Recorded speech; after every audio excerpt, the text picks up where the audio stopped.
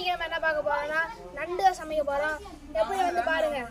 4 kilo நண்டு, செக்கில ஆத்தின சுத்தமான எண்ணெய், சுத்தமான வாழை இலை, இது எல்லாத்தையும் போட்டு பொடி,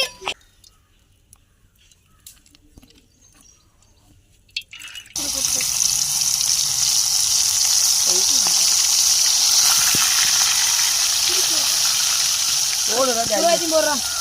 இந்த வாரத்தில் போடுறோம். டாட்டா வர்றாங்க.